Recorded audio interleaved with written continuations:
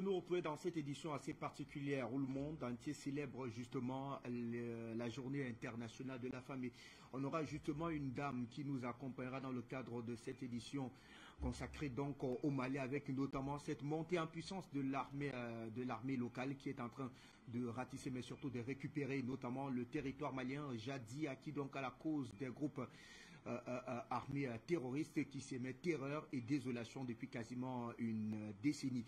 Eh bien, il pourra en parler justement avec nous, Aminat Fofana. Vous êtes activiste panafricaniste. Merci infiniment de nous retrouver depuis Bamako. Bienvenue à vous.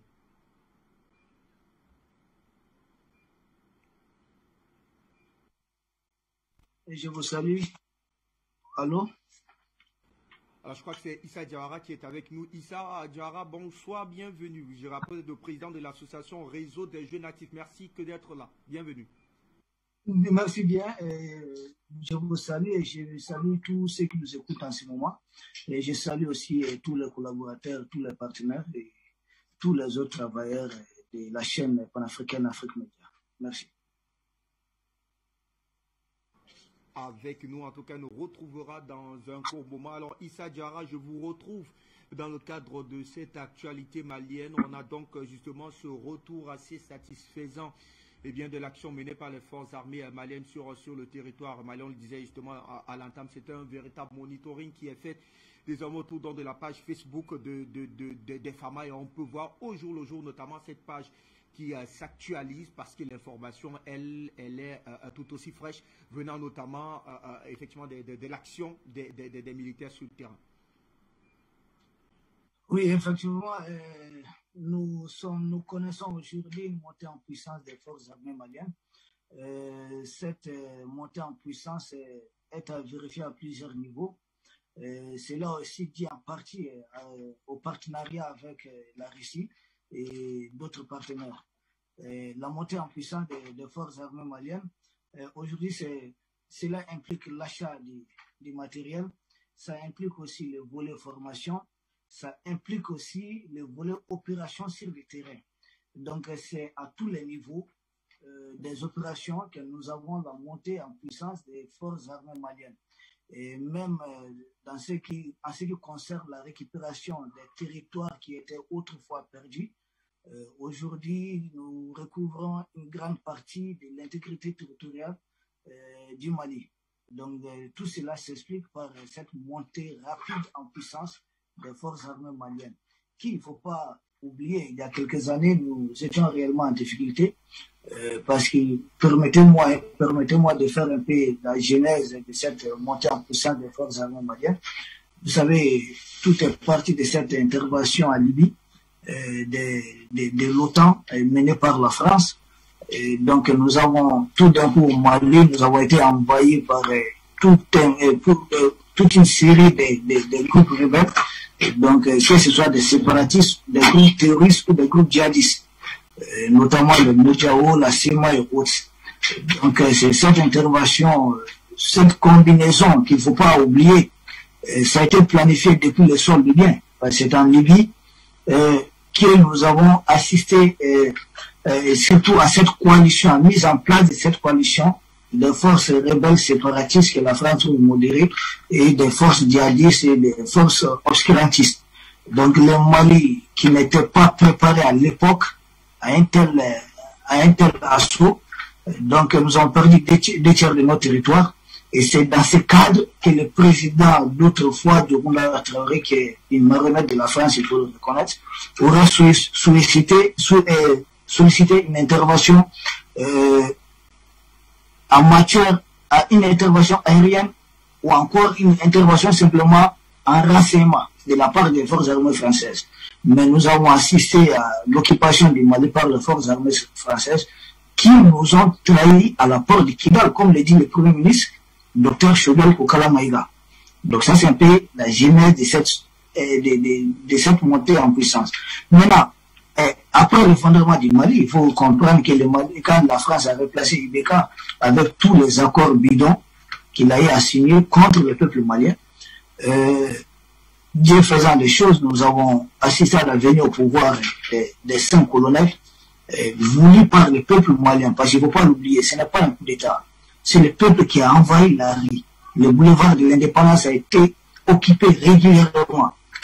Donc, à la suite de cela, maintenant, nous avons compris que nous, ceux dont on prenait, celui qu'on prenait comme ami, en réalité, n'est pas ami. Donc, nous avons commencé à faire la part des choses.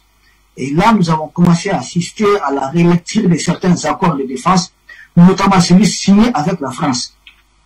Et c'est là que ça n'a pas bien passé auprès des partenaires, je ne dirais même pas partenaires français.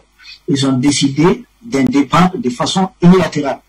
Et aujourd'hui, je pense que le départ de la France n'a fait que du bien aux forces armées maliennes. Puisque là, nous avons de très bons renseignements. Nous savons où se trouve l'ennemi et nous savons comment l'abattre, comment les toucher.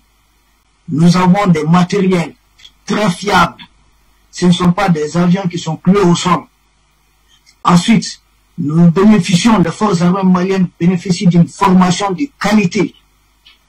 Et ça, c'est confirmé. Parce que autrefois, avec le formateur de l'Union européenne, de la France et autres, c'était des formations, je ne sais pas autour de quoi, comment manger pendant ça, comment faire ça, des conneries, des sottises, qui n'ont rien à voir avec la réalité du terrain. C'est aujourd'hui que nous bénéficions d'une formation réelle, une formation qui correspond à la réalité du terrain. Et ensuite, cette montée en puissance, vous avez vu, en quelques mois simplement, notre partenaire russe a pu nous fournir, a pu nous doter des avions de combat, des très bons avions, dont certains des dernières générations. Donc ça, c'est à saluer, c'est un fait rare. Et vous allez le constater, les faits sont là. La dernière attaque, notamment contre les camps militaires de Mondoro, où nous avons perdu 27 vaillants militaires, nos 27 martyrs, que leur âme repose en paix, et propre rétablissement aux blessés. Durant cette opération, nous avons compris que les FAMA ont détruit l'ennemi entièrement. Non seulement nous avons essuyé des pertes qu'il faut déplorer, mais aucun des assaillants n'a pu repartir sain et sauf. Les opérations aériennes de l'armée malienne ont immédiatement mis en déroute les forces du mal. Ce qui a été une grande surprise parce que Mondoro, il faut le dire, c'est un camp militaire qui est situé aux confins du Burkina, un peu du Niger, donc du Mali, un peu dans ce qu'on appelle dans la zone des 3 frontières. Nous avons réagi et je pense que nous avons trouvé beaucoup de terroristes, des corps. On a retrouvé des corps de terroristes qui ne sont même pas des Maliens. Certains seraient du Niger et d'autres viennent d'autres pays. Donc, ce qui confirme auparavant, les mêmes camps de Mondoro avaient fait déjà l'objet d'attaques sous Ibeka. Ce camp a été pris sous Ibeka et les rebelles, les terroristes qui sont venus, ils avaient pris tout leur temps, ils s'étaient amusés sur le corps de nos militaires, et ils avaient même fait du thé dans les camps, ils s'est filmé dans les camps. Maintenant, ça c'est fini là. La seule fois qu'ils ont attaqué, cette fois-ci, le camp de Mondoro, nous avons, l'armée malienne a neutralisé tous les assaillants.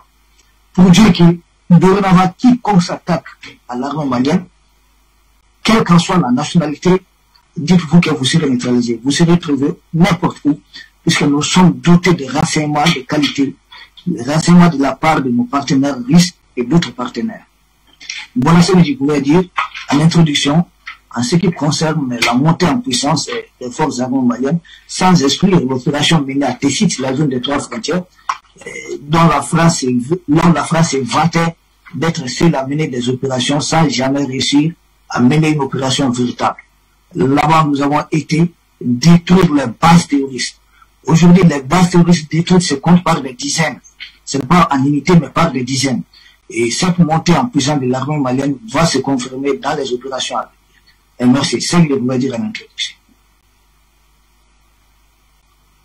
Davantage pour avoir notamment des précisions autour donc justement de cette opération pardon, de récupération effectivement du territoire malien par les forces armées de votre pays. Qu'en est-il effectivement de la zone de Gao, cette région de Gao qui était vraisemblablement acquise à la cause effectivement des groupes armés terroristes, notamment à la zone de Taaka?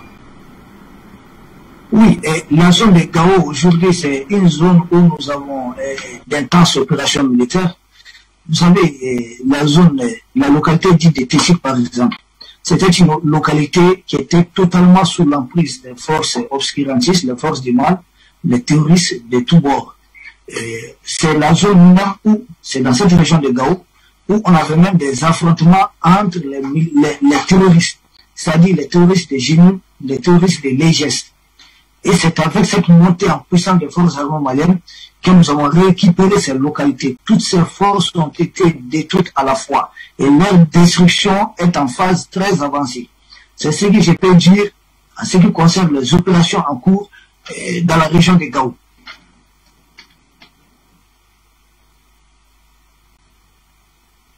Allô? Merci. À vous le micro. En puissance de l'armée malienne, eh bien, inquiète jusqu'ici, effectivement, la France. D'ailleurs, dans son récent article publié le 3 mars dernier, eh bien, le journal Le Monde, qu'on aura d'ailleurs justement en image, fait savoir que cette montée en puissance fait craindre, effectivement, les bavures de l'armée malienne. Est-ce que jusqu'ici, Issa Diarra, vous qui suivez de près, avec beaucoup de minutes d'ailleurs, l'évolution et les actions de l'armée malienne, on a eu une seule bavure de la part de l'armée malienne? Il n'y en a pas, et je crois difficilement qu'il peut avoir des bavures, parce que nous avons une armée professionnelle et une armée très bien entraînée. Les bavures, c'était autrefois, du temps de Barkhane. C'est Barkhane qui a fait tuer ici des civils. Nous ne connaissons pas cela. Hormis les matériels, je ne crois pas que l'armée française soit plus professionnelle aujourd'hui que les forces armées maliennes. Donc les bavures, il n'y en a pas ici. Dieu merci, partout où les localités sont libérées, les femmes sont accueillies à bras ouverts par les populations. Donc dans des localités même, nous assistons souvent à des liesses. Donc pour la libération des localités. Donc dire qu'il y a des bavures ou il y a des bavures à craindre, c'est de la propagande. Cela relève des médias occidentaux, des médias impérialistes. Nous ne connaissons pas des bavures. Ce que nous connaissons, c'est que les forces armées maliennes sont en train de récupérer progressivement et à grande vitesse les territoires qu'on avait perdus autrefois par la complicité, non seulement par la complicité franco-terroriste. Ça, c'est ce qu'il faut reconnaître. Puisque nous, toutes nos positions étaient signalées d'avance aux terroristes. Ce qui faisait que l'armée malienne était carrément inapte à mener une opération offensive. Parce que du moment où on décide même de bouger de nos camps, toutes les positions étaient déjà données à l'ennemi. Et on assistait, c'était des mines et autres. Donc on sautait sur les mines, on ne pouvait pas avancer. Aujourd'hui, l'ennemi est pris de court. Dieu merci, avec les satellites militaires russes et autres, avec les renseignements que nous disposons, c'est nous qui avons des renseignements sur l'ennemi. Il y a des informations qui relèvent sûrement des secrets de défense, mais ce que nous pouvons commenter, c'est ce que nous voyons, c'est-à-dire les opérations, la montée en puissance des forces armées maliennes, ce qui est une réalité. Et nous assistons à des scènes de liesse dans les villages. Les formations sont très bien accueillies, bien appréciées et très bien intégrées au sein de la population aujourd'hui. Donc il n'y a pas de bavure, il n'y a pas de bavure à craindre, c'est de la propagande. Nous voyons que tout est mis en œuvre pour déjouer, tout est mis en œuvre pour désinformer sur la montée en puissance des forces armées maliennes. Mais Dieu merci, des chaînes comme Afrique Média existent encore dans ce monde. Merci. Et des scorpions. Et si les États-Unis ont pu alors évacuer 27 000 soldats, 37 000 employés, et 30 bases aériennes, terrestres et navales en un an, ce n'est pas pour les 2500 ploucs de Barkhane et Takuba qui sont au Mali avec des équipements plus modernes et plus rapides que les Français vont réclamer des années ou même 6 mois pour partir. En 2 semaines, maximum 4, ils peuvent et doivent dégager. Ils l'ont d'ailleurs bien prouvé quand ils ont plié bagages de Centrafrique en démantelant à vitesse grand V l'opération Sangaris et en laissant le gouvernement Touadéra en plan face à des rebelles que la France continuait de soutenir, coacher et financer, un état de fait qui perdure d'ailleurs jusqu'à aujourd'hui. Qu'ils partent vite. Oust. Mais ce n'est pas parce qu'on veut vite mettre fin à ce cauchemar français qu'on doit les laisser faire n'importe quoi. Les Camerounais d'un certain âge connaissent peut-être cet épisode abondamment relayé dans la presse il y a une dizaine d'années. Des troupes françaises débarquent avec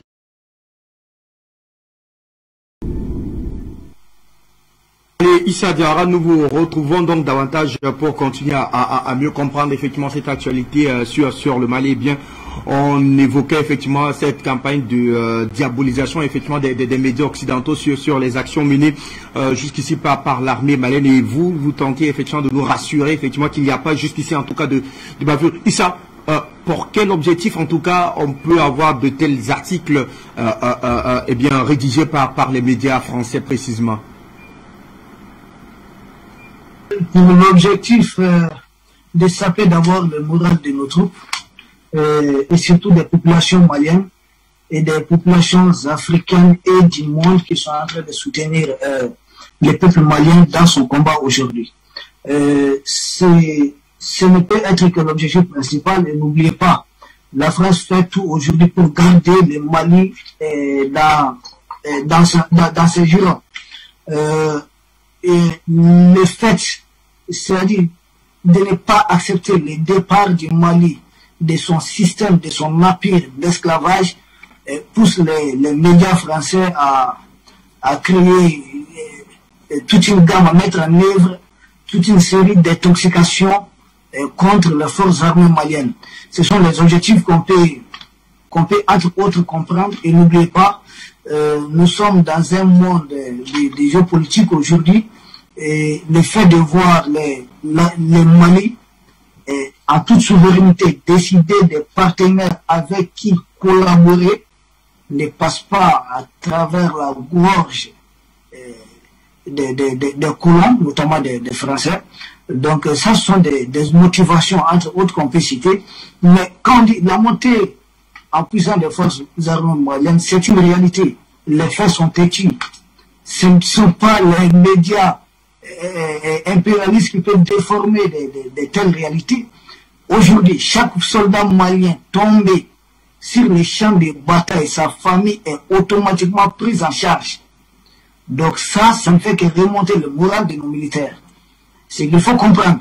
Chaque Malien aujourd'hui, chaque militaire malien au combat est doté d'une arme réelle, une arme vraie. Ce n'est pas une arme qui est bloquée ou qui est rendue inopérationnelle en pleine opération. Non, ce sont des armes réelles, telles détenues par les militaires occidentaux même. Et ensuite, ce qu'il faut comprendre par la montée en puissance des forces armées maliennes, les chiffres sont là. Aujourd'hui, presque 1/5 des réfugiés du Mali, en 3 mois, ont pu rejoindre leur terre, ce qui n'était pas le cas depuis plus de 9 ans. Quand on parle de la montée en puissance des forces armées maliennes, c'est dire que nous bénéficions aussi non seulement des équipements de nos partenaires qui sont très fiables, non seulement de la formation appropriée aux réalités du terrain, mais aussi au conseil surtout dans les opérations. Ça, c'est ce qui est très important. Nous avons dit, le gouvernement malien l'a dit, que nous avons des instructeurs risques ici. Ce qui certains pays ne veulent pas supporter. Puisqu'ils n'avaient pas que des instructeurs ici. Ils avaient des troupes au sol ici. Ils avaient des troupes aéroportées ici. Ils avaient des mercenaires ici. Ils n'ont plus rien empêché. Des camps maliens ont été brûlés. Des villages entiers ont été brûlés. À leur présence, ils n'ont pas pu bouger. Aujourd'hui, nous mettons en garde tout groupe terroriste qui s'hasarderait à s'en prendre à un seul village du Mali. Vous allez voir dans les minutes qui suivent l'intervention costaud des forces armées maliennes. Donc la montée en puissance des forces armées maliennes, c'est une réalité. N'en déplaise, moi je comprends. La France et ses médias alliés sont dans leur rôle, ils sont dans leur jeu. Ils veulent maintenir les gens sous le joug de l'esclavage. On le comprend. À chacun son combat. Ils doivent aussi, les impérialistes doivent aussi accepter que nous aussi nous sommes dans notre droit de nous défaire des jougs et des chaînes coloniaux avec lesquels ils nous avaient attachés depuis tout ce temps. les morts de nos militaires, les morts civils, nous disons ça suffit maintenant. Donc les objectifs des médias occidentaux, c'est bien sûr, pour eux, ils sont dans un conflit de géostratégie avec la Russie, avec la Chine. Donc le Mali doit rester dans le bloc de la France. Nous ne sommes pas dans le combat de bloc. Nous voulons la souveraineté de notre pays. Nous voulons la liberté. Nous voulons que les enfants maliens aussi puissent reprendre le chemin de l'école librement. Nous voulons que les militaires maliens, nous voulons que les Maliens soient fiers de son militaire. Les Maliens soient fiers de ses forces armées. Nous voulons retrouver cette éloquence. Nous voulons retrouver cette fierté que nous, on avait autrefois en Afrique et dans le monde. Et cette fierté, elle est retrouvée. Et nous sommes en train de la consolider. Et si Dieu le veut bien, nous allons maintenir cela de façon pérenne. Donc les objectifs, la France est bien placée aujourd'hui pour dire ce qu'elle veut du Mali, pourquoi elle continue à désinformer, pourquoi elle continue à intoxiquer, pourquoi elle continue à mener la propagande pour déstabiliser le Mali. Ça, c'est derrière nous, nous on avance, c'est que nous voyons, c'est les restants du Mali, comment nous devons libérer cela. Et les forces armées maliennes avancent à grands pas. Il n'y a pas une seule région du Mali qui était autrefois occupée. Aujourd'hui, tu ne connais pas de théâtres militaires, tu ne connais pas d'opérations. Les opérations sont de grande envergure, que ce soit l'opération Maliko ou l'opération Keletiki. Ce sont des opérations qui sont élargies à presque tous les territoires maliens, que ce soit du centre, que ce soit du nord, même la zone des 3 frontières que les médias français, par leur propagande, avaient diabolisé. Aujourd'hui, nous avons les forces armées maliennes là-bas. Donc pour nous, ce qui nous intéresse, c'est la montée en puissance et surtout les objectifs visés par le Mali. La France connaît ses objectifs, c'est dire aujourd'hui, est-ce que les objectifs visés par la France sont en corrélation avec les objectifs aujourd'hui assignés, assignés par les autorités de la transition? Nous disons non. La France peut aller revoir ses objectifs militaires ailleurs. Nous voyons qu'ils sont en train de se redéployer tout autour du Mali, mais nous, ça ne dit pas grand-chose, parce que nous avons confiance au peuple africain, nous savons qu'ils ne resteront pas en Afrique et qu'ils partiront d'une manière ou d'une autre. Merci. À vous de mettre. Peut-être que de faire un premier tour au standard, parce qu'ils sont nombreux, ces Africains qui souhaitent également apporter leur contribution autour de cette thématique. Je reste avec vous pour... il y a cet internaute qui nous demande de savoir qu'en est-il effectivement du départ de l'opération Barkhane. Est-ce que bien l'armée Barkhane est encore sur place? On peut savoir qu'Amina est là. Avant de vous retrouver, je crois qu'on va présenter nos civilités à Amina Fofana qui nous a retrouvés. Amina, merci de notre pour ce débat. Bonsoir. Bonsoir, bonsoir à tous. Ravi de vous retrouver et merci de m'avoir invité encore une fois de plus. Très très bonne fête des femmes. Vous êtes l'une des voix qui compte d'ailleurs dans ce combat panafricaniste, celui effectivement de la liberté du peuple malien. Aujourd'hui, nous évoquons donc notamment cette montée en puissance effectivement de l'armée malienne qui fait trembler notamment le Quai d'Orsay. Avant que de revenir effectivement sur pour comprendre bien évidemment pourquoi ce Quai d'Orsay est visiblement en panique. Amine, est-ce qu'on peut avoir les précisions autour effectivement de ce qui fait aujourd'hui la force de l'armée malienne? En fait, ce qui fait la force de l'armée malienne, c'est la détermination d'abord des militaires maliens. C'est leur patriotisme parce que nos militaires vraiment sont prêts à tout. Et surtout, à commencer par le digne président patriote Assimi Goïta et ses collaborateurs, notamment à savoir le digne colonel Sadio Kamara et tous leurs compagnons d'armes. Ils ont la confiance et ce sont eux qui ont fait partir IDK. Ce sont les mêmes qui ont fait descendre Mokhtar Ouane pour faire venir le partenaire, le digne partenaire, la Russie, à savoir Vladimir Poutine, peut-être presque en personne sur le sol malien, de quoi faire trembler la France, non?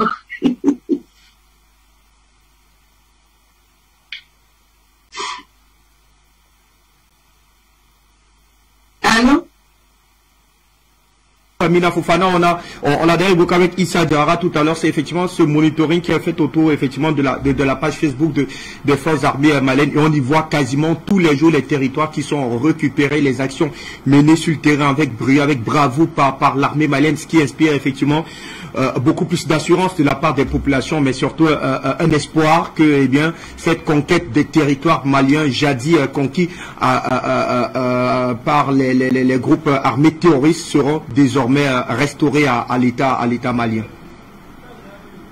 Oui, en fait, quand la France est venue, comme mon collaborateur Issa Diawara vous l'a dit, quand les impérialistes se sont regroupés, les vautours se sont regroupés pour détruire la Libye et venir lourdement armés au Mali, notamment au Sahel,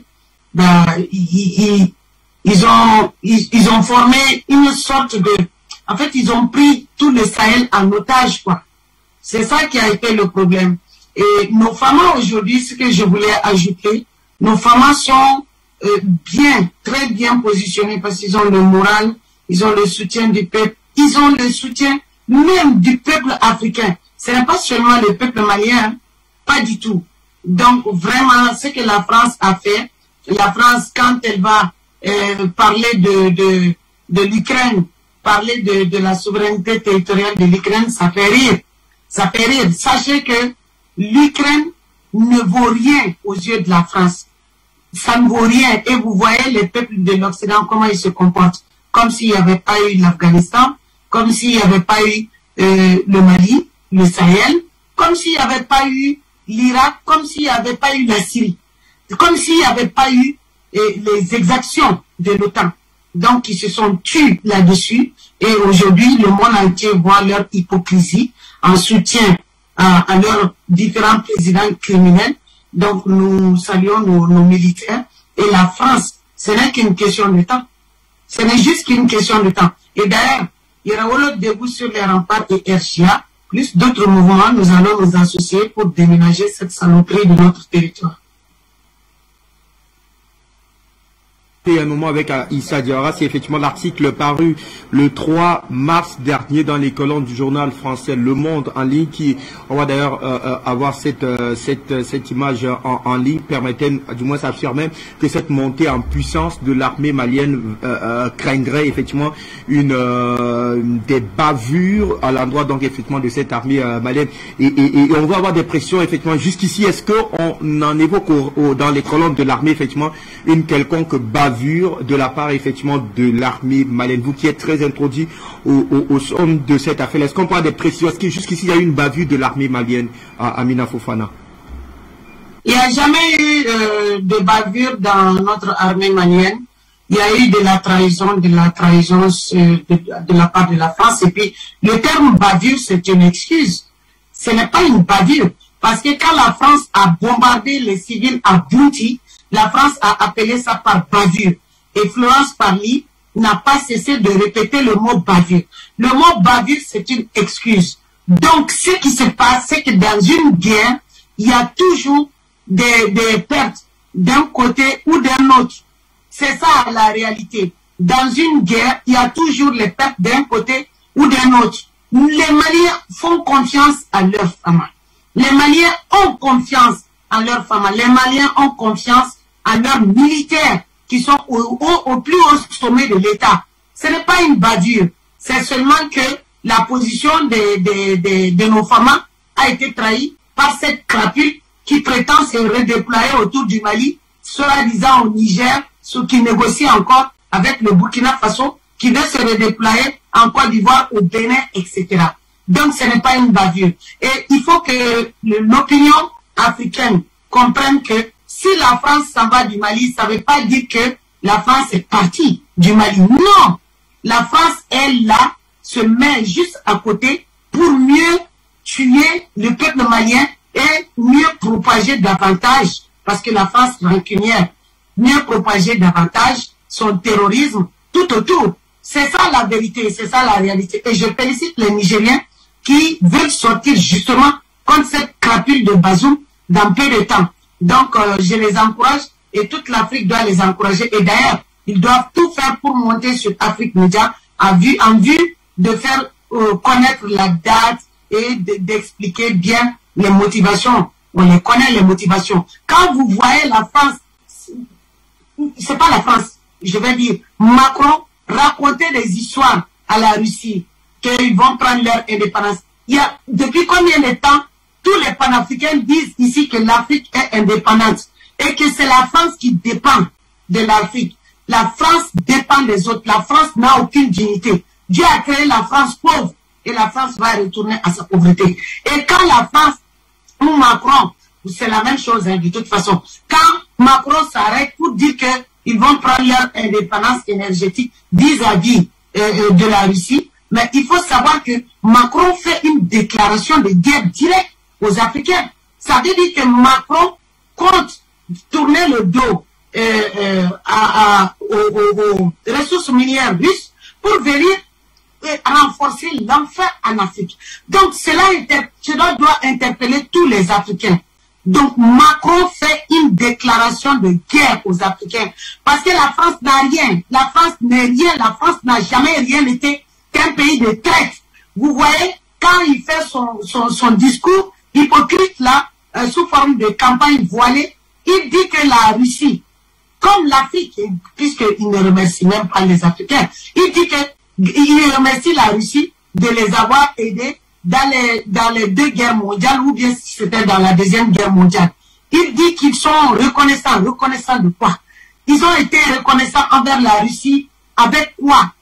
Ils n'ont pas été reconnaissants du tout envers la Russie. Ils sont jamais reconnaissants. C'est les mêmes qui ont tué les Africains à Tcharoy comme récompense. Ce sont les mêmes qui nous ont... C'est les mêmes. C'est pas toute l'Europe. C'est la France qui nous a récompensés avec des accords coloniaux, d'où le franc CFA. Et où sont les Français entre-temps pour parler, pour sortir, manifester pour le peuple? Où sont les Français? Où est le peuple français? Donc cette hypocrisie-là, de sortir dire, oh, je suis Ukraine, je suis l'Ukraine, mais prenez déjà Barkhane, prenez Takuba, allez-y en Ukraine, allez-y faire le terrorisme là-bas si vous êtes garçon, si vous êtes un peuple digne. Personne, c'est-à-dire que l'Europe n'a jamais mérité l'aide de la Russie ni des Africains. Et maintenant c'est terminé. Les Africains n'iront nulle part, ils n'ont qu'à se débrouiller. Quand Poutine va bien les chauffer là-bas, ici, nous, les Africains, on doit être prêts à leur botter là où je pense. Voilà. Fofana, je crois qu'on va très certainement. Et la question que je voulais poser, puisqu'il y a un internaute qui me demandait de savoir qu'en est-il finalement de l'opération Barkhane. Est-ce que, eh bien, Barkhane a déjà commencé effectivement à démonter ses installations du côté de Bamako, Amina Fofana? Oui, en effet, Barkhane a commencé son déménagement. Barkhane a commencé malgré Barkhane. C'est pas malgré Macron, malgré Barkhane. Et ils ont commencé à partir, cela fait un peu plus d'une semaine. Donc Barkhane a commencé à déménager. Et malheureusement, Barkhane va partir au Niger. Et je lance encore un vibrant appel et à nos frères nigériens et à nos frères africains que Barkhane a déjà tué 3 Nigériens au Niger gratuitement pour le passage du convoi. Barkhane a tiré sur les frères burkinabés. Et le président burkinabé, il doit vraiment arrêter sa petite comédie et se prononcer officiellement en faveur de la Russie. Parce que s'il ne fait pas ça, il aura un coup d'État. Et Bazoum, je n'en parle même pas. Parce que Bazoum n'est même pas nigérien. Bazoum, je ne sais pas qui l'a posé là. Et je sais, c'est la France qui a posé Bazoum là. Et les Nigériens savent très bien que Bazoum n'est pas à la hauteur pour gérer les problèmes de leur société. Donc Bazoum, c'est vraiment un mercenaire de je ne sais où, qui a beaucoup travaillé pour la France, comme le petit débit là que la France a utilisé un peu partout, comme un mouchoir ou un torchon ou un papier hygiénique pour venir les poser là comme un caca. Ils n'ont aucune honte. Il faut que les peuples se mobilisent et derrière, c'est-à-dire se mobilisent contre la France. C'est ça. Et ensuite, se mobilisent contre ces présidents. La première fois que nous sommes sortis contre Ibeka, mais nous n'avions pas demandé la démission d'Ibeka, non. on a demandé en toute démocratie, on a demandé à Ibeka de virer la France et d'appeler la Russie comme partenaire par rapport à notre histoire. Parce que je vois que certains insistent pour dire que on a la Centrafrique comme exemple. C'est faux. Notre histoire, c'est Modibo Keïta qui avait chassé la France et qui avait appelé la Russie en partenariat. Et nous faisons encore plus. Nous avons tiré les leçons du passé. Donc, quand on a demandé à Ibeka, on n'était pas sorti contre lui, de sortir gentiment, dire à la France de prendre du balai et appeler la Russie comme partenaire, comme dans les années 61. Donc, Ibeka ne nous a pas entendus et il ne faut pas que les Nigériens pensent que Bazoum va les entendre. Non, Bazoum ne va pas les entendre. Et les Burkinabés doivent se battre parce que j'ai l'impression que Damiba, c'est l'autre là, comment il s'appelle, Bandaou. C'est cette impression que Damiba me donne. Parce qu'il ne peut pas être à gauche et à droite en même temps. Il va falloir que les peuples du Burkina se saisissent de Damiba pour qu'il fasse, pour qu'il soit clair envers le peuple du Burkina et envers le peuple africain. Parce que ce qui se passe là, c'est une troisième guerre mondiale, on l'a dit ici, sur Afrique Média. Et sauf que le monde vient juste de l'apprendre. Mais la troisième guerre mondiale, elle n'a pas commencé aujourd'hui, non. Non, la troisième guerre mondiale, c'est la géopolitique, la géostratégie. Ça a commencé depuis la fin de la deuxième guerre mondiale, où l'OTAN a commencé à redéployer ses troupes aux frontières de la Russie et à recruter des pays des pays membres de l'ex-Union soviétique. Depuis la fin de la deuxième guerre mondiale, la troisième guerre mondiale, les Américains et les Occidentaux ont commencé. Voilà. Donc Bazoum, il faut le dégager. Donc c'est cette même guerre-là qui va se généraliser. Et vous voyez qu'aujourd'hui, si l'OTAN dit nous n'allons pas faire une zone d'exclusion aérienne répondant à Zelensky en Ukraine, mais c'est faux. Les mercenaires de l'OTAN sont là-bas. La troisième guerre mondiale, elle est là. Elle est là. Et malheur aux Africains qui vont partir, personne ne va les retenir. Malheur aux Africains. C'est même pas des Africains. Ce sont des tirailleurs. Les nouveaux tirailleurs sénégalais. Malheur aux nouveaux tirailleurs sénégalais qui vont partir pour perdre la vie. Et on ne dira même pas paix à leur âme. Vraiment qu'ils brûlent en enfer là-bas avec les Occidentaux. Diawara, on reste avec vous, le temps pour nous d'aller recueillir effectivement ces réactions de ces nombreux Africains qui souhaitent donc on a effectivement le Mali avec cette montée en puissance des forces armées maliennes qui sont donc en train effectivement de gagner plus que du moins chaque jour effectivement plusieurs territoires jadis acquis donc à la cause effectivement des groupes armés terroristes. Au téléphone, bonjour, bienvenue. Delphin, nous vous retrouvons. Merci d'être là. Bonjour, bienvenue.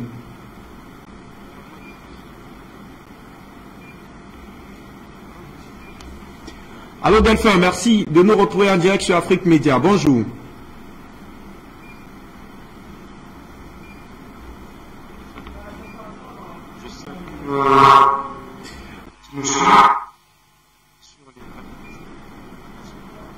Salutations à Sœur Amina Fofana, ainsi qu'au frère qui intervient. Je suis désolé, je n'ai pas retenu son nom. Je viens vous apporter bien sûr un soutien, comme je le fais souvent, de la part des jeunes Burundais de ma génération.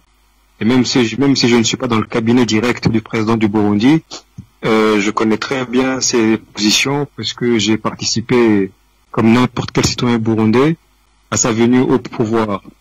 Donc, une fois de plus, je vous invite très très chaleureusement, très très énergiquement à laisser le nain géopolitique que l'Élysée bavarder à travers son média, notamment Le Monde.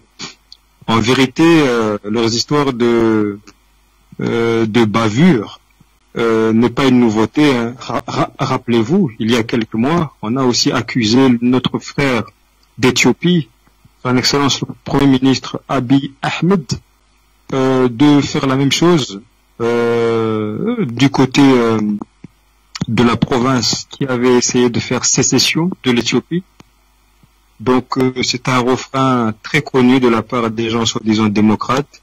Mon propre pays, le Burundi, a subi ce genre de d'ânerie entre 2016 et 2017.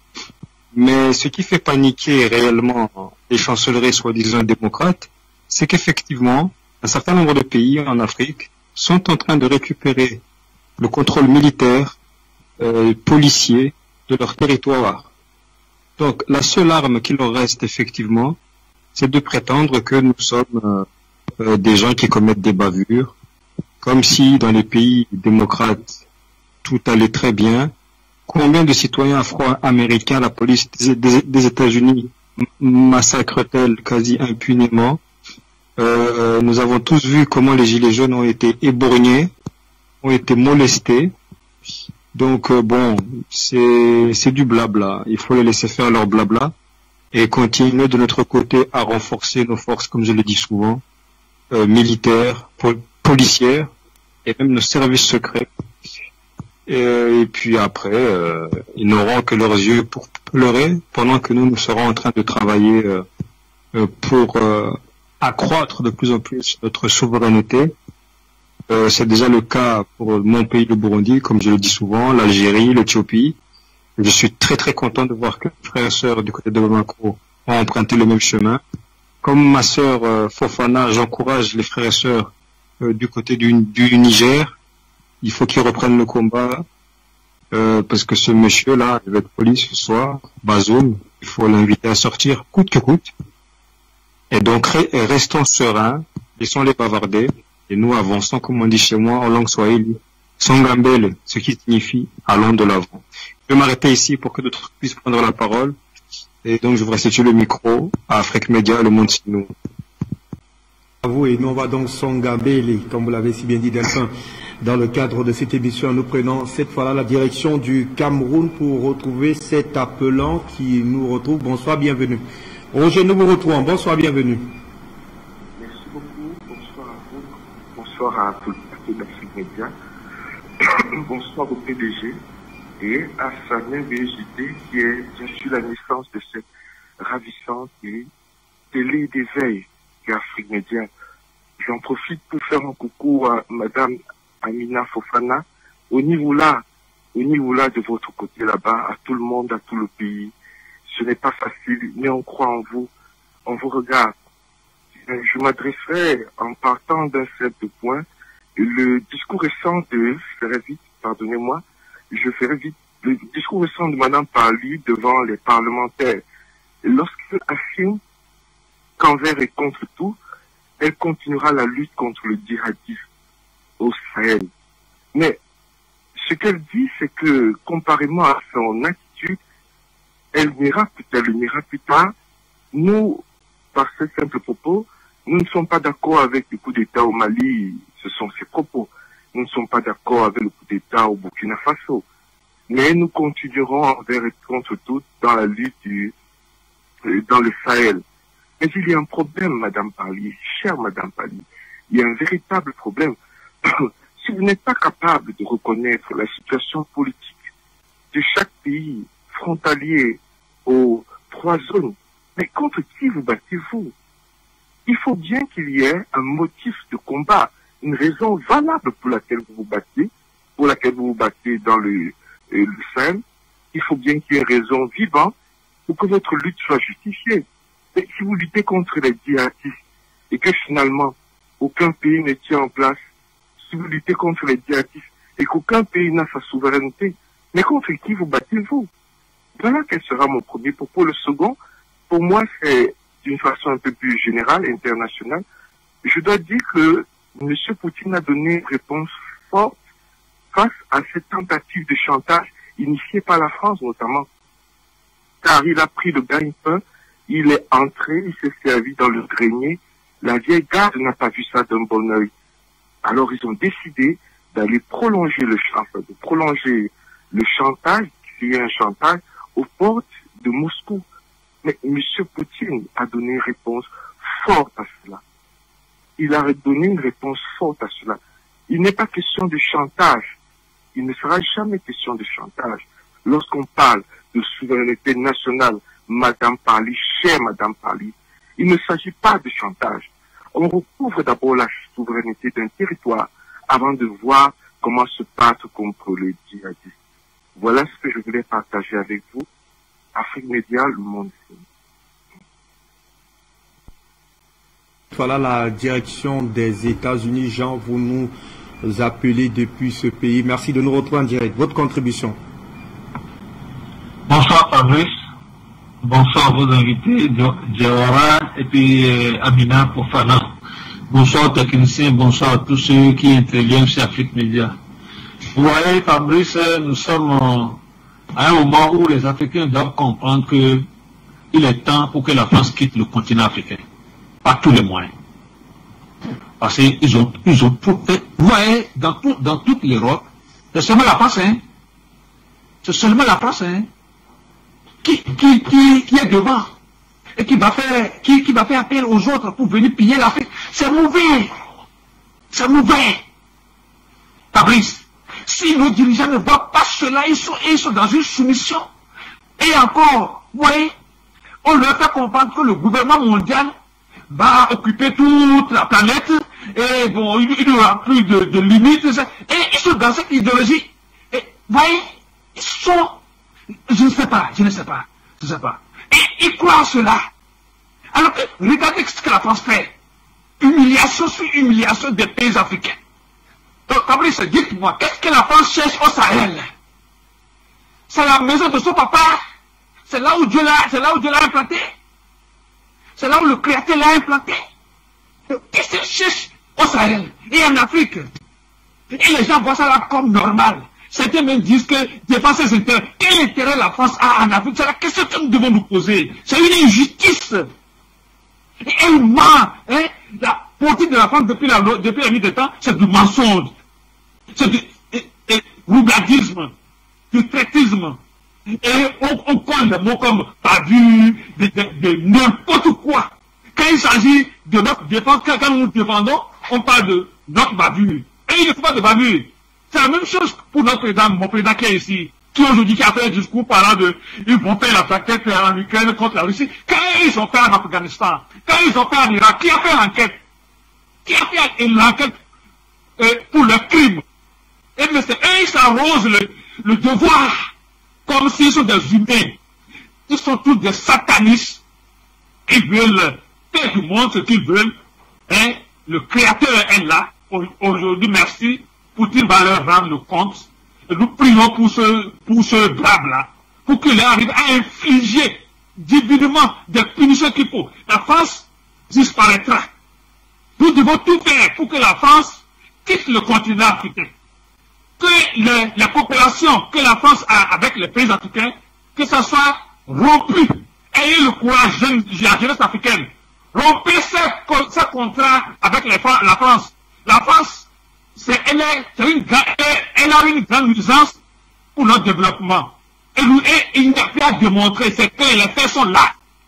Ayons le courage. Si nos dirigeants sont dans ce complot, c'est parce qu'ils passent à leur argent, comme c'est ce qu'on leur fait savoir, et c'est tout. Ils ne dépendent pas de la population. Ils sont là pour leur argent. Donc, vigilance à la jeunesse, et la France quitte le continent. La France et ses alliés quittent le continent africain pour que le continent ait la paix, le tas de choses redéfinies. Que Dieu bénisse. Enfin, vous nous attendez depuis un moment. Merci de nous retrouver en direct. Votre contribution. Ok, bonsoir, c'est journaliste. Bonsoir, c'est GFL finalement. Avant de commencer votre commentaire du sujet, je voulais parler un peu de cette télévision qui nous met la joie au cœur, qui nous donne beaucoup de choses, comment dirais-je, la fierté. Alors, parce que c'est vous qui faites la fierté aujourd'hui. Quand vous voyez en train de, partir de cette télévision, nous on se demande comment cette télévision deviendra après. Bien sûr que vous êtes là, ceux qui sont restés venus, vous êtes capables de diriger. Et pourquoi vos collègues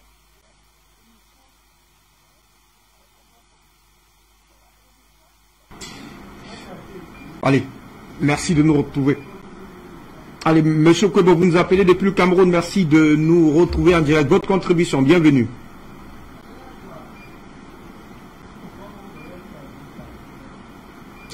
Monsieur Kobo, nous vous écoutons. Ah, bonsoir, monsieur. Bonsoir. Monsieur Doum, bonsoir à tous les téléspectateurs d'Afrique Média et bonsoir à l'impératrice, comment je peux dire ça, à l'Amazone africaine, Madame Fofana. Monsieur Doum, essayons de regarder toujours cette histoire-là d'une manière prospective. Ce qui se passe en Ukraine a été une fabrication bien provoquée par l'OTAN, c'est-à-dire par les Occidentaux. Maintenant, la question qu'on se pose, c'est pourquoi tiennent-ils à ce que M. Poutine ou la Russie envahissent l'Ukraine? Parce que depuis le départ de l'Ukraine de l'Union soviétique, la Russie n'a jamais eu l'intention d'envahir l'Ukraine. Pourquoi pousser la Russie à envahir l'Ukraine? Je vous assure, je connais ces gens-là. Ce sont des bandits. Ils se préparent pour envahir l'Afrique. Et pour cela, ils veulent, comment dire, ils veulent poser un précédent en disant oui, mais nous on a envahi l'Afrique, mais la Russie a bien envahi l'Ukraine. Personne n'a rien fait, nous n'avons pas bougé. Donc demain, ne vous fiez pas à ce qui se passe au Mali, en Afrique centrale, surtout dans le golfe de Guinée. Je vous rappelle que les Occidentaux ont décidé que toute leur énergie, toute leur richesse viendra dorénavant du golfe de Guinée. Parce qu'ils ont été chassés en Asie, ils ont été chassés du golfe Persique. Maintenant, le seul endroit où ils peuvent aller se réfugier pour continuer l'exploitation des peuples, c'est dans le golfe de Guinée. Alors, quelle est l'idée? L'idée, c'est de dire, on va laisser la Russie envahir l'Ukraine, et demain, quand nous allons envahir l'Afrique, personne n'ouvrira la bouche parce qu'ils vont se dire, ben, ça s'est passé dernièrement en Ukraine, et nous avons laissé faire. Alors, monsieur, laissez-nous faire parce que c'est désormais le mode de fonctionnement des superpuissances. Donc, c'est pour cela que j'appelle tous les Africains, tous les présidents africains à restaurer la formation militaire. C'est la guerre. Il y a un des appelants là qui aime souvent vous nous rappeler que nous sommes en guerre. Ce n'est pas une vision de l'esprit, c'est une réalité. Tout chef d'État responsable en Afrique doit instaurer immédiatement une formation militaire pour tous les jeunes, pour qu'ils comprennent les enjeux de ce qui se passe dans ce monde. Et pour soutenir mon argument, je vous rappelle que l'Amérique était indienne, elle n'était pas blanche. L'Australie, là-bas c'était les Africains qui vivaient en Australie. Aujourd'hui c'est les Blancs qui sont là-bas. Donc ne vous faites pas d'illusions. Ces gens-là sont capables de raser toute une tribu pour s'installer quand ça ne leur prend pas la tête. Donc je vous dis, préparons-nous. Quant au Mali, pour terminer, juste pour faire un clin d'œil à Madame Fofana, je vous dis, il faut être intransigeant sur le départ de la France et immédiatement mettre les francs CFA dans leur valise pour qu'ils repartent immédiatement avec cela. Parce que tant que la France gère le franc CFA, ils sont capables de créer toutes sortes de rébellions au Mali. Parce qu'il suffit de payer les gens. Il suffit de faire tourner la machine, de produire des milliers, des milliards, des millions de francs CFA à Chamalières et on déverse ça sur le Mali et on crée une rébellion. Ce n'est pas très compliqué. C'est d'ailleurs ça qui fait la difficulté du président Goïta et du Premier ministre. Parce qu'on commence à voir des gens qui s'agitent jusqu'en Côte d'Ivoire parce qu'on les nourrit au franc CFA. Voilà ce que je souhaitais dire, monsieur Doum. Bonne soirée à vous. Merci à vous de rester davantage à l'écoute de ce programme. On va refermer le standard avec vous. Abou, vous nous appelez depuis l'Angleterre. Abou, nous vous écoutons. Bienvenue à la maison.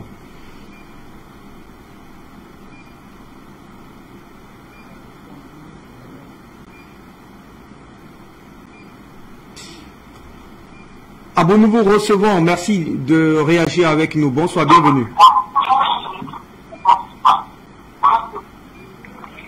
Bonsoir, Monsieur Fabrice Ndom, journaliste d'émérite d'Afrique Média, quand vous saluez avec beaucoup de déférence et comme c'est la journée des femmes internationales des femmes aujourd'hui, je salue toutes les femmes et en particulier notre Amazone adorée du Mali, Madame Amina Fofana, quand vous saluez avec beaucoup de déférence.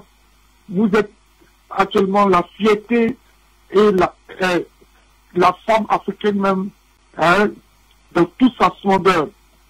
Restez béni, béni, béni, béni.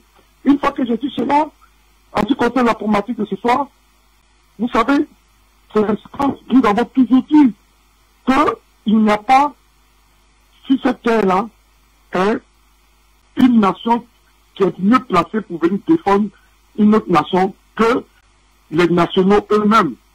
Donc, cette montée en puissance de l'armée malienne est normale.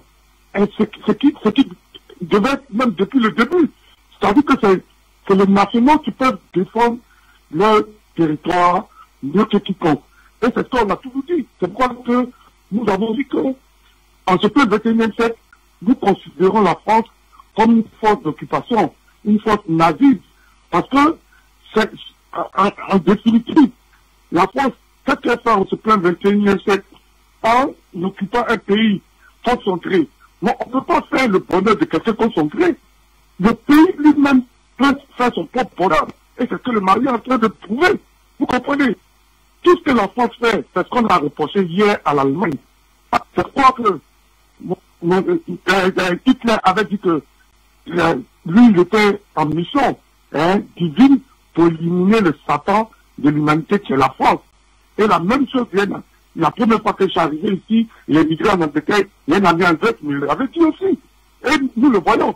La France se comporte exactement comme ce qu'elle a décrié hier. Et la France, elle aujourd'hui, elle se retourne contre la Russie. Alors que c'est la Russie qui est rentrée dans le bouclier d'Hitler. C'est la Russie qui a donné le dernier coup de grâce à Hitler. Et hier, les Américains, après avoir aidé la France, ils n'ont pas colonisé la France. La France a demandé de partir. Et la Russie n'est jamais venue dire à la France, vous devez me payer pour tout ce que j'ai fait, pour le bien que je vous ai fait. Ça n'a jamais été comme ça. Et jusqu'à présent, la Russie n'a jamais dit que c'est une dette pour tous mes enfants qui sont morts pour libérer la France.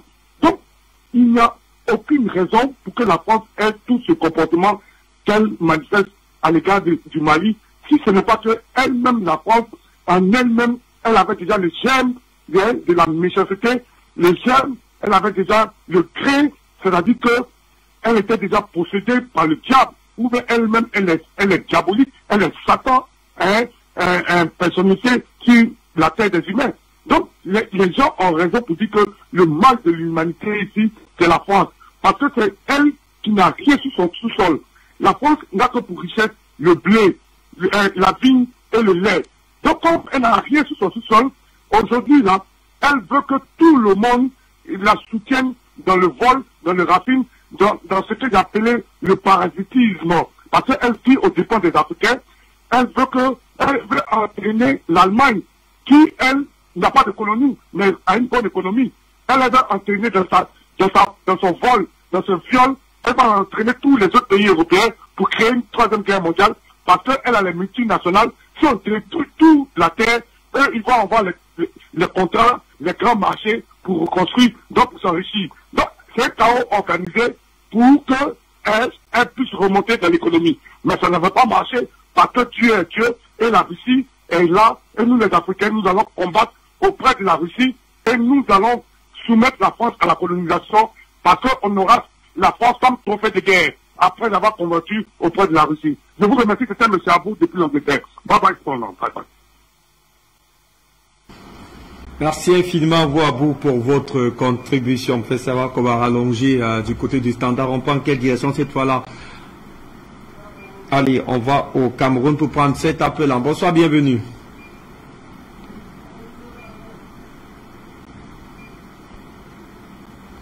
Nous vous écoutons. Bienvenue à vous. Bonsoir.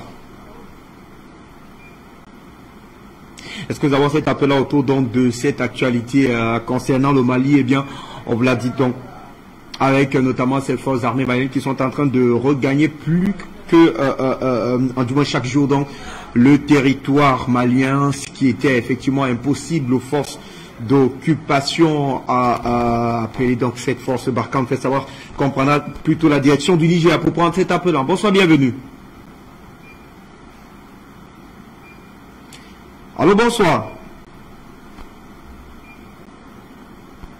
Est-ce que nous avons cet appelant depuis le Niger, Adrien?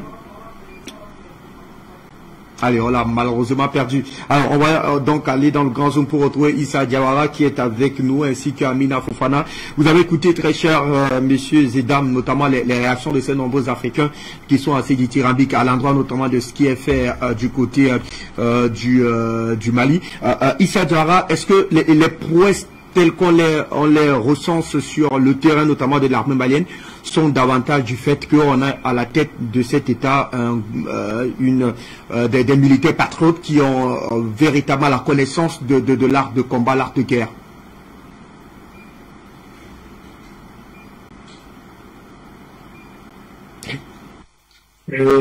J'ai pris quelques notes, mais effectivement, pour répondre directement à votre question, effectivement, nous avons les mêmes militaires au Mali, mais c'est le leadership qui a changé. Donc, c'est un leadership nouveau qui est là. Ce sont les jeunes officiers qu'il faut reconnaître. Ils ont en majorité 41, 42 ans. Ils sont tous jeunes, voire les 38 ans. Donc, ces jeunes officiers qui ont longtemps été sur les théâtres d'opération. Depuis leur sortie des écoles de formation militaire, ils ont tout de suite été déployés. Et donc, ils ont connu beaucoup de coups bas sur les théâtres d'opération. Ils sont aguerris. Ils savent ce qu'ils sont en train de faire. Donc, c'est eux qui sont revenus. Ils ont compris où se trouvent en réalité les failles des forces armées maliennes. Donc, ils ont compris qu'on avait besoin d'un partenariat fiable. Ils ont compris qu'avec un partenariat fiable, on peut tout avoir à la fois, c'est-à-dire les renseignements de qualité, on pourra avoir une formation, des renforcements des capacités de qualité, on pourra être doté, en tout cas être accompagné par des instructeurs aussi qui sont surtout au niveau. Ceci étant, je vous parle brièvement, il y a un intervenant, un frère africain qui a parlé des zones des 3 frontières. Je vais vous expliquer brièvement la zone des 3 frontières, pour ceux qui ne connaissent pas peut-être assez le Mali. Vous avez, c'est un endroit où nous avons à la fois les frontières maliennes, nigériennes et burkinabèses. Donc nous avons ces 3 frontières, le Mali, le Burkina et le Niger. Je vais vous dire, la France a dit, c'est-à-dire la France a laissé tomber tous les autres théâtres d'opération au Mali pour dire se concentrer vers la zone des 3 frontières. Du côté du Burkina, nous avons la présence encore de l'armée française. Et là, à travers l'opération Sable, ce sont les forces spéciales de l'armée française qui sont là-bas. Et de l'autre côté, au Niger, nous avons toute une base des drones de l'OTAN. Puisque piloté, on a des drones Reaper de l'armée américaine de ce côté. Comment vous pouvez avoir tout cet arsenal juste autour d'une zone et que cette zone soit impraticable, cette zone soit inhabitable, cette zone soit imprenable. Mais il y a un qui se roche. Donc ça, c'est un peu la zone des 3 frontières, la situation des zones des 3 frontières. Ce que nous voyons se dessiner, nous avons vu le Mali, puisque la France a diabolisé cette zone. En quelques jours, l'armée malienne a mis pied là-bas, puisque le ministre des Affaires étrangères du Niger, qui sur un plateau d'une télévision française, disait que le Mali n'était pas proche, l'armée malienne n'était pas du tout proche de la frontière du Niger. Et pour lui répondre, en quelques jours, nous avons nettoyé les terroristes du côté du Mali. Et la dernière attaque que l'armée malienne a subie, ce sont des terroristes qui sont venus du côté du Niger pour s'attaquer à un camp de l'armée malienne. Donc chacun comprend un peu ce que ça veut dire. Et ensuite, nous avons ce qui se dessine avec l'accompagnement de l'Algérie et autres, c'est que nous voyons à long terme, ce qui profile à l'horizon, c'est qu'il y aura une CEDEAO des peuples, il y aura une Union africaine des peuples. Tant pis pour les États qui voudront rester sous les joues de l'esclavage, ils resteront dans la vieille Union africaine. Mais aujourd'hui, la collaboration entre le Mali et l'Algérie, l'émancipation des États, d'autres États comme le Burundi, la République centrafricaine et d'autres États qui sont en train de rejoindre de l'eau et ou qui avaient déjà pris les devants, je pense que nous finirons par créer, il faut citer l'Éthiopie, par créer une vraie Union africaine des peuples. C'est ce qui profile à l'horizon. Et les chefs d'État qui voudront, ou les peuples qui accepteront qu'ils soient dirigés par des chefs d'État marionnettes, pourront rester dans la vieille caracasse de l'Union africaine qui est à la solde des puissances étrangères. Nous voulons une Union africaine vraie. Nous voulons une Union africaine qui soit au service des peuples africains. Une Union africaine qui puisse défendre les droits des peuples africains partout dans le monde. Ça, c'est ce que j'avais un peu à dire. Rassurer tout le monde que les princes et autres, l'armée malienne avance à grands pas.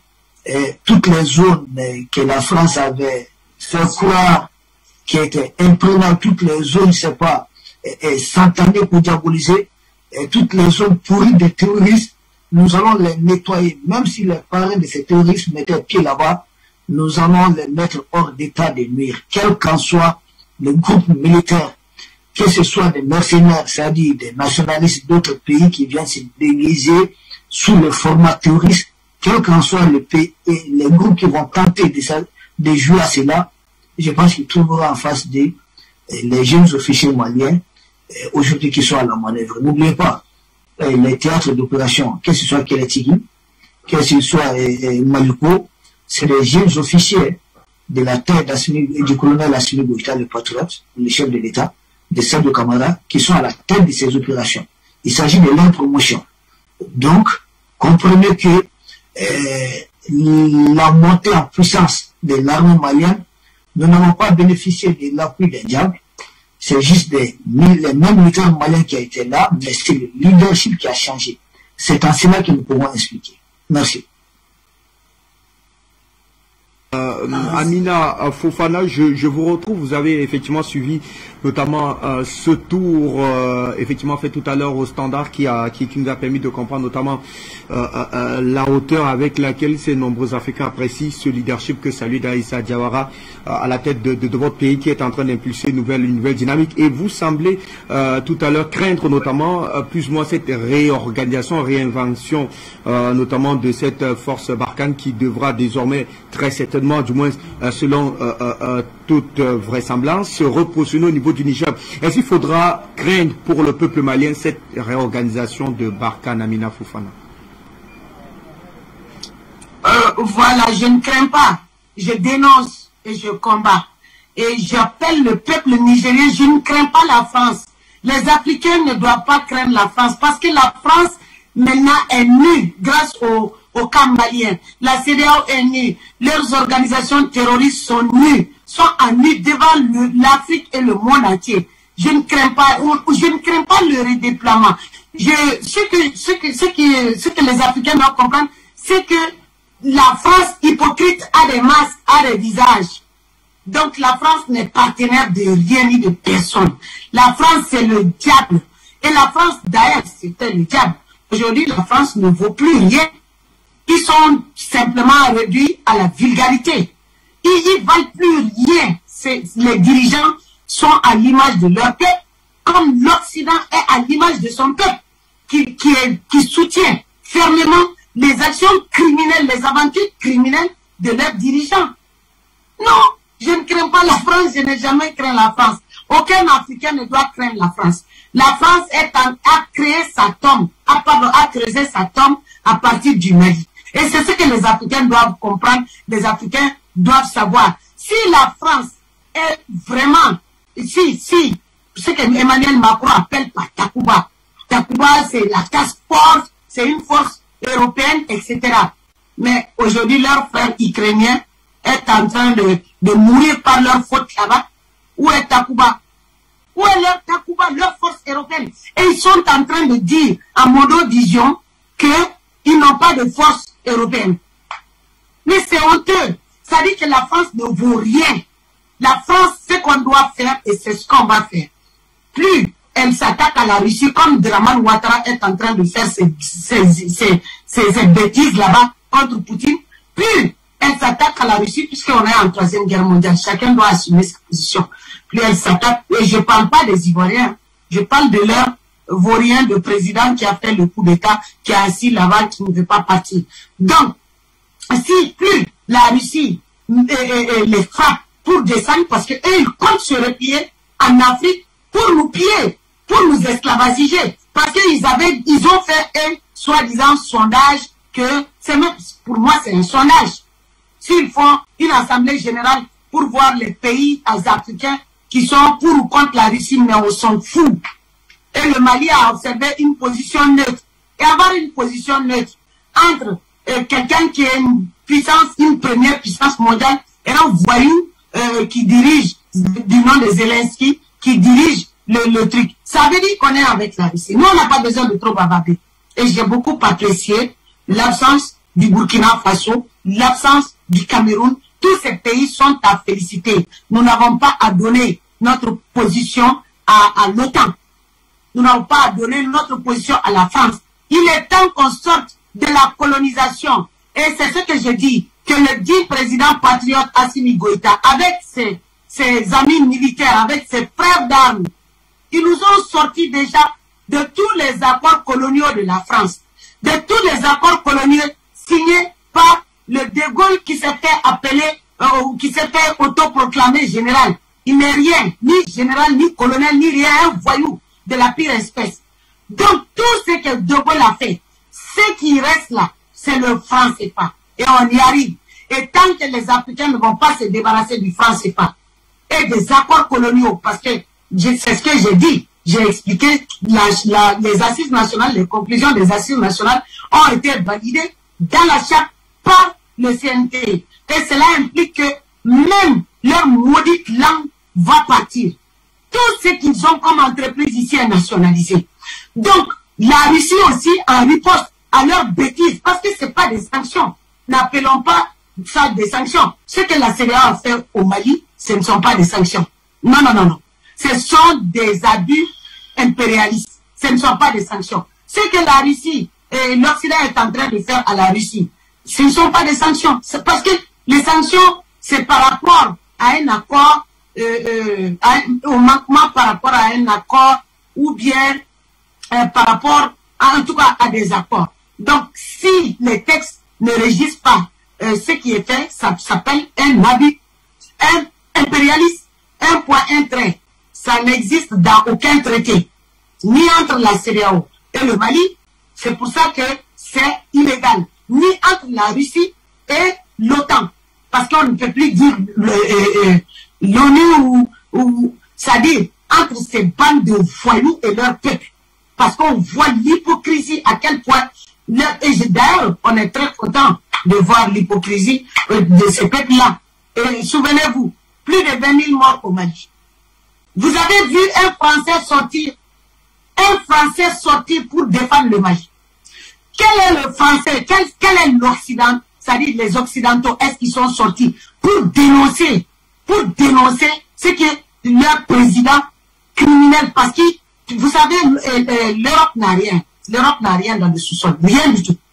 Donc, ils n'ont aucune dignité. C'est des satans qui sont là pour vivre des autres, notamment de l'Afrique.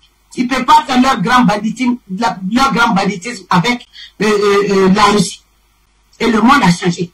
Donc, les peuples ne sont pas sortis pour dénoncer ce qu'ils ont fait à Kadhafi. Les peuples ne sont pas sortis pour dénoncer ce qu'ils ont fait à Saddam Hussein, qui a été pendu le jour de l'Aïd el-Kébir. Et jusqu'à présent, le corps de Saddam Hussein n'a pas bougé, ça ne s'est pas décomposé. Cela présage la fin des criminels de l'Occident, la fin hypocrite, la fin du grand banditisme. Et l'Afrique est avec Poutine. Les Africains, les peuples africains, vos présidents qui ne s'alignent pas derrière Poutine, derrière la libération, parce que la Russie a été partie prenante de la libération des peuples africains. Si vos présidents ne respectent pas vos idéaux ou votre indépendance, dégagez-les. Et je ne fais pas l'apologie du coup d'État. Levez-moi cette idée. Mais sincèrement, j'interpelle les militaires africains ici. Ils ont un rôle et un devoir historique. Que chacun n'a qu'à prendre ses responsabilités. Ce que les vauriens de président disent aujourd'hui ne nous engage pas. Vous avez vu comment le peuple français est en train de répondre aux insolences d'Emmanuel Macron envers Poutine. Comment le peuple ivoirien est en train de répondre aux insolences de leur vaurien de président de Draman Ouattara envers Poutine. Vous voyez, Donc, ces présidents vauriens, ces présidents voyous ne représentent pas leur peuple. Donc, il est temps que le peuple les peuples prennent leurs responsabilités et aussi que les armées s'assument. Fofana, Issa Diawara pour vos contributions dans le cadre de cette thématique essentiellement consacrée donc à l'actualité au Mali. On l'a dit avec donc cette montée en puissance de l'armée malienne qui est en train de restaurer notamment les parties du territoire qui avaient été plus ou moins arrachées par les groupes armés terroristes. Merci à vous messieurs de nous avoir suivis à travers le continent africain et même dans le monde. Merci pour toutes vos contributions. On se donne rendez-vous demain pour une nouvelle édition d'Appel sur le continent lorsqu'il sera 16h30 GMT. Bonne suite des programmes sur Afrique Média Télévision.